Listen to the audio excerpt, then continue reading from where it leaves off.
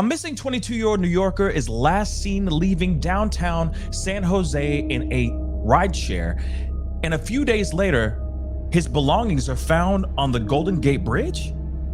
What happened to Yohanes? What's up, y'all? It's your boy Pascal back at it again with another pop-up video. Be sure to follow me on all my social medias, The Pascal Show, one word. Hit that like button down below. And let's not forget to crush that subscribe button if you're watching on YouTube, and if you're watching on Facebook, be sure to crush that follow button on my Facebook page as well, if this is your first time checking out this channel right here. Anyway, we got to jump into this story. This is heartbreaking, y'all, and it's still kind of new. It's been percolating over the past week or so over this missing case. So I wanted to bring this story up to you guys, this case to you guys, so that you guys can share. What I'm talking about is 22-year-old Yohanes Kidane. He is a New Yorker. He recently moved to the San Jose area because he had just striked up a gig over at Netflix to be a software engineer.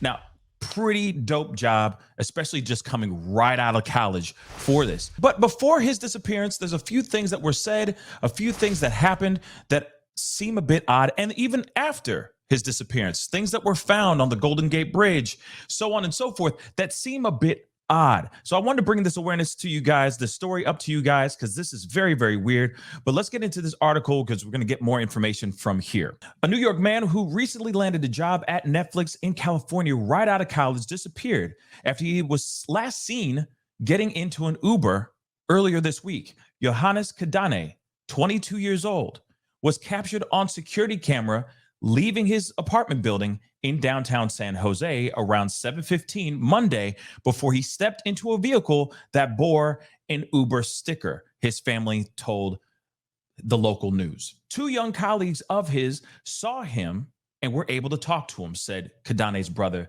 Yosef. He said he was heading to San Francisco to maybe meet a friend. The last footage I've seen of him was leaving his apartment building and getting into a black Toyota Camry. I do have questions about the security camera footage. I'm wondering what was being seen. Was there any funny activity that happened there?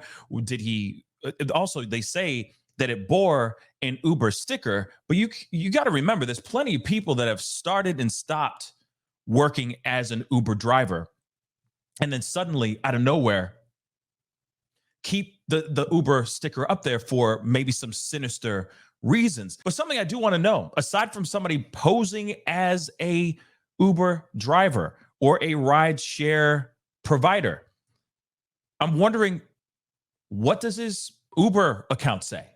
Clearly he set something up. He got into the car. If he really did willingly get into the car, believing that that car that had the Uber sticker was actually his ride, I'm wondering if he got into the right ride, or if that was somebody who's just an imposter, acting as one to maybe take this young man. Now, one thing I want to say is, one, of course, hopefully the police are talking with the friends who spoke with him last when he said that he was going off to San Francisco to meet with a friend. Was it a buddy, or was it some sort of date or some sort? Maybe they can get some sort of connection in that conversation over there as well to connect the dots here. There is a story about his Uber experience. He said he was never going to be using Uber again because he had a very sus driver the last time he was in an Uber. But then he still used this Uber ride regardless. I mean, I guess, when you don't have any other choice, you got to use it. So it does make me wonder, is the car that had the sticker on it faking it? Was it an imposter, or is that car really in the Uber database? Also, security cam footage showing him going into the car. Did they catch the license plate? Can they run the plates? Aside from him saying that his recent Uber ride before this one was really, really sus, he gets into this car and then he disappears. But this is the part that I found really, really weird. His cell phone, wallet, and backpack were found near the Golden Gate Bridge Welcome Center in San Francisco, according to a missing persons poster shared by Yosef, his brother. So when I see something like that, obviously this seems like something's up. No one just leaves their cell phone, let alone their wallet, behind. when they just go off. If he was to just run away, you know for a fact you at least keeping your wallet. I mean, that's where your funds are, right? At least to me, this seems like something's up, and it kind of reeks of foul play. Kidane's phone location showed he was at the Golden Gate Bridge the majority of Monday night. Someone who is in San Rafael, who is on a commute, saw a phone and wallet sitting on this small grassy hill right between the Welcome Center and coffee shop. This is what the brother told the station. $30 in cash was in his wallet. ID cards were there and phone was untouched. And here's the young man right here. The backpack was found the next day closer to the bridge, and it contained 2 of his laptops and personal documents. Again, it just seems a bit weird. What he does for a living, his new job as a software engineer, no one would ever, if you have those kind of jobs where they are computer heavy and you're carrying those things with you, you don't just leave those things behind. It seems a bit weird. Kidane, who graduated from Cornell University in May, so this is very soon, he was described as a 5'8", 150 pounds young man. He was last seen wearing gray sweatpants and a black hoodie and black shoes. His distraught mother pleaded for her son's return, which of course she said, we want to take him home. I need my son. I need my son.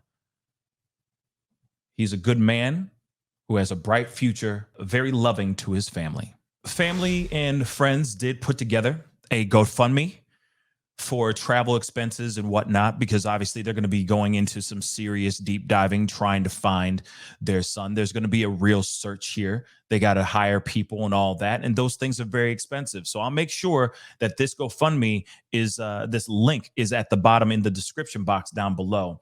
Okay. I will make sure it's in the description box for sure.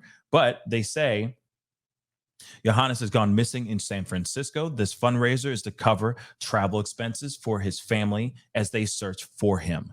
Of course, their goal is to reach $100,000. There's a lot of family, a lot of friends, a lot of people that really care about this young man's livelihood, a care to get him and get his safety, get him back home to safety. And so I hope we can help out and do as such. This is very, very heartbreaking. Of course, this is all the information that we know right now, but I do have a lot of questions. Was he taken against his will? Was this a mental health situation? Was there foul play of any sort surrounding this situation?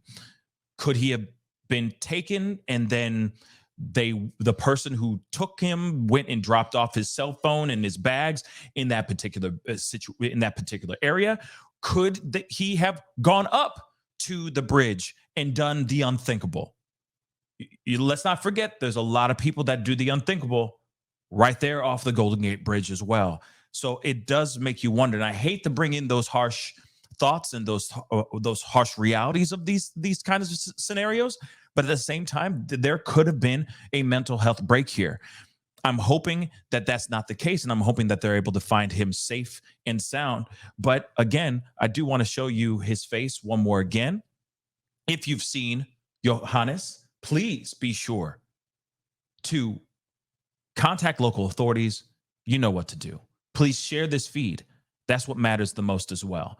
The more we hashtag his name, the more we talk about this, the more we bring awareness to the situation, the sooner and quicker we are able to find this young man. Anyway, guys, that's the video. Comment down below. Let me know what you think. Of course, if you know of anything, please contact local authorities.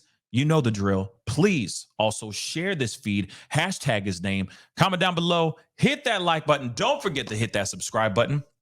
And don't forget to hit that follow button on Facebook. It'd be great to have you a part of the Pascal Show family. Anyways, time to get going. Be good to yourselves. Be good to one another. And I'll see you guys in the next video. This is the Pascal Show. Bye. Pascal. You are now rocking with that dude Pascal. We be going wild.